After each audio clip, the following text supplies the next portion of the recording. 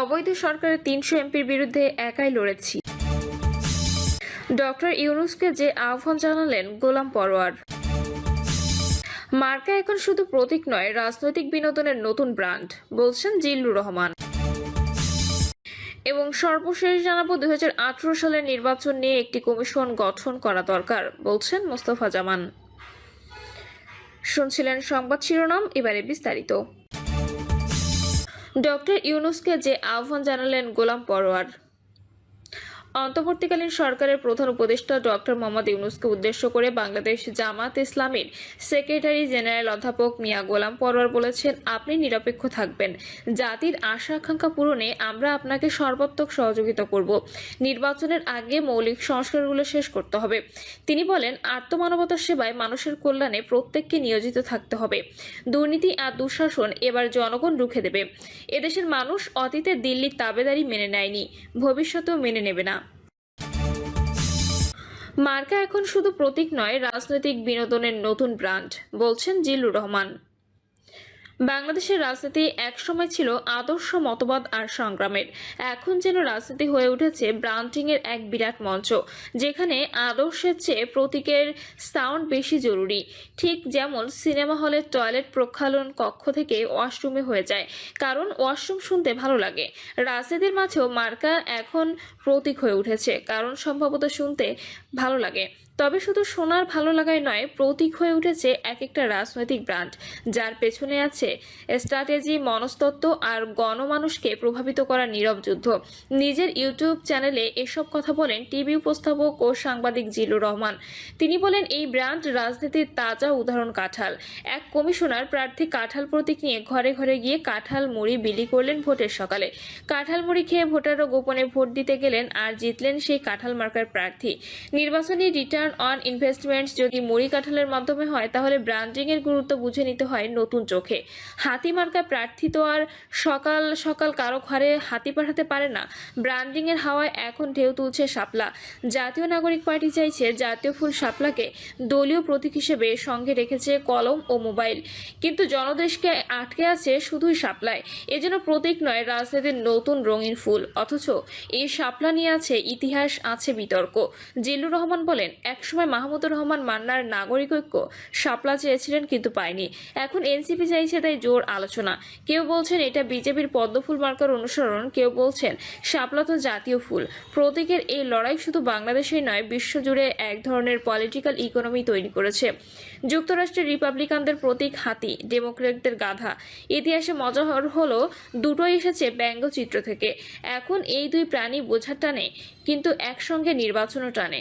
ভারতের প্রতীক নিয়ে বিতর্ক নেই বললেই চলে। পদ্মা, পাঞ্জা, কাস্তে, চোরাফুল সবই রাজনৈতিক চেতনার ব্র্যান্ড হয়ে গেছে। তিনি বলেন, বাংলাদেশের বাস্তবতায় প্রতীকের ব্র্যান্ডিং অনেকটা ফেসবুকের প্রোফাইল পিকচারের মতো। যতটা না বাস্তব, তার চেয়ে বেশি ইমেজ নির্মাণ। কেউ শাপলার পেছনে ছুটছে, কেউ কাঁঠালের দিকে তাকিয়ে আছে, কেউ আবার প্রতীক পেয়ে খুশি, কারণ সেটার সঙ্গে জুড়ে দেওয়া যায় গল্প। যেমন বন্দুক মার্কা প্রার্থীকে যখন প্রশ্ন করা হয় বন্দুকটা 1 নলা না 2 নলা, তখন সে বোঝা যায় প্রতীকের পেছনে আছে তথ্য, টেস্ট, ক্রাক। আসলে বাংলাদেশের রাজনীতি এখন ব্র্যান্ড মার্কিং এর এক গ্ল্যামার্স খেলা। গণতন্ত্র এখানে অনেকটা আইটেম সং এর মতোই শিরোনামে থাকে, কিন্তু গল্পে কম প্রভাব ফেলে। এক সাংবাদিক বলেন, নির্বাচন কমিশনের নিবন্ধনের জন্য 147টি রাজনৈতিক দলের আবেদন পড়েছে, কিন্তু বেশিরভাগ দলের কেন্দ্রীয় কার্যালয়ে আদতে বাসা, রেস্তোরাঁ বা বন্ধ দোকান। কেউ বলছে অফিস সংস্কারে, কেউ বলছে এখনো গোছানো হয়নি।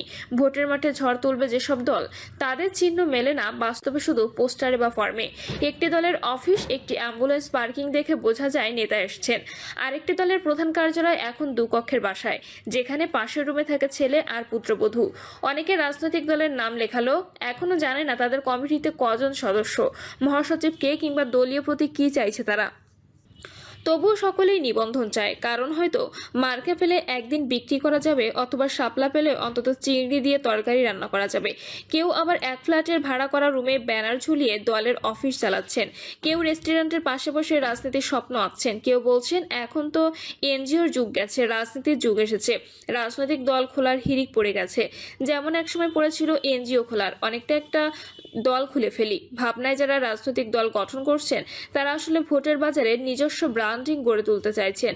জিল্লুর রহমান আরও বলেন, বড় দলের বাইরেও আছে বেকারদের জন্য পার্টি, ইনসাফ পার্টি, পাঠা পার্টি, আজাদি পার্টি, শান্তির পার্টি। যেন নাম শুনে বোঝা যায় সবাই কারো না কারো দাবি আদায়ের ছলে ভোট টার্মের খেলায় নেমেছে। এসব দলের ভেতর কেউ শূন্য ঘরে সাইনবোর্ড ঝুলিয়ে দেয়, কেউ ফেসবুক লাইভে নিজেদের প্রেস কনফারেন্স করে, অথচ বাস্তবে লোকজন জানেই না পাশের বাসায় একটি রাজনৈতিক দলের কার্যালয় আছে। এই বাস্তবতা যতই হাস্যকর মনে হয়, এটি আমাদের রাজনীতির নতুন রূপ। প্রতীক এখন শুধু ভোটে ব্যবহৃত একখানা চিহ্ন নয়, এটি একটি বেঁচে থাকার কৌশল, ক্ষমতার কল্পনাপ্রবণ মাধ্যম। কেউ মার্কা চায় খাদ্য নিরাপত্তার প্রতিশ্রুতি দিয়ে, কেউ মার্কা দিয়ে ভবিষ্যতের কনফিডেন্স তৈরি করে।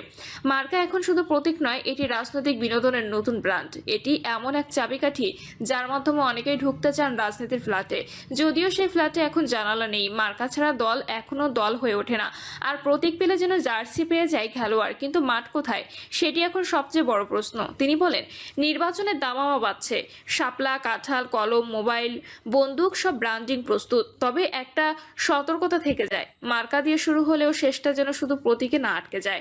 আদর্শ কার্যক্রম আর গণসংযোগী শেষ পর্যন্ত টিকে থাকে বা বদলাতেও পারে, কিন্তু একবার যদি জনগণের মধ্যে বিশ্বাসের প্রতীক হয়ে উঠতে পারেন, তাহলে সেটাই হবে রাজনীতির আসল ব্র্যান্ড।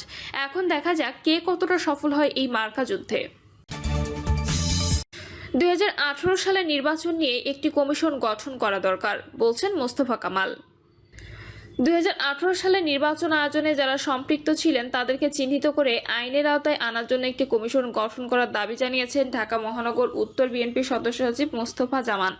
দেশে এক ধরনের অস্থিরতা বিরাজ করছে, ব্যবসা বাণিজ্যে সবকিছু থমকে গেছে। অনেকেই নির্বাচন যাতে না হয় সেজন্য ষড়যন্ত্রে লিপ্ত হয়েছেন। সাংবাদিকদের এক প্রশ্নের জবাবে মোস্তফা জামান বলেন, যারা দলের নাম ভাঙিয়ে বিভিন্ন জায়গায় চাঁদাবাজি করছেন তাদের বিরুদ্ধে আমরা কঠোর অবস্থানে রয়েছি। ঢাকা মহানগর উত্তর অভিযুক্ত অনেক নেতাকর্মীকে বহিষ্কার করেছে, তারা কোনোভাবেই দলের কোনো কার্যক্রমে অংশগ্রহণ করতে পারছেন না। বিমানবন্দর থানার কাওলা এলাকায় বাংলাদেশ জাতীয়তাবাদী দলের 31 দফা লিফলেট বিতরণের সময় তিনি এ দাবি জানান। এ সময় বিমানবন্দর থানার নেতাকর্মীরা উপস্থিত ছিলেন। মোস্তফা জামান বলেন, দলের নির্দেশনার আমি সহ আমার নেতাকর্মীরা বিভিন্ন জায়গায় প্রচারণা করছি। প্রিয় দর্শক, এই ছিল এখনকার সর্বশেষ সংবাদ। আপডেট সব সংবাদ পেতে চ্যানেলটি সাবস্ক্রাইব করে বেল আইকনটি ক্লিক করে রাখুন। অবৈধ সরকারের 300 এমপির বিরুদ্ধে একাই লড়েছি। পতিত অবৈধ সরকারের 300 এমপির বিরুদ্ধে একাই লড়াই করার দাবি করেছেন বিএনপির আন্তর্জাতিক বিষয়ক সহ সম্পাদক ও জাতীয় সংসদে সংরক্ষিত নারী আসনের সাবেক সংসদ সদস্য ব্যারিস্টার রুমিন ফারহানা। বলেছেন, আওয়ামী ফ্যাসিবাদের বিরুদ্ধে আমি জীবন বাজি রেখে সংগ্রাম করেছি। অবৈধ সরকারের 300 এমপির বিরুদ্ধে একাই লড়াই করেছি।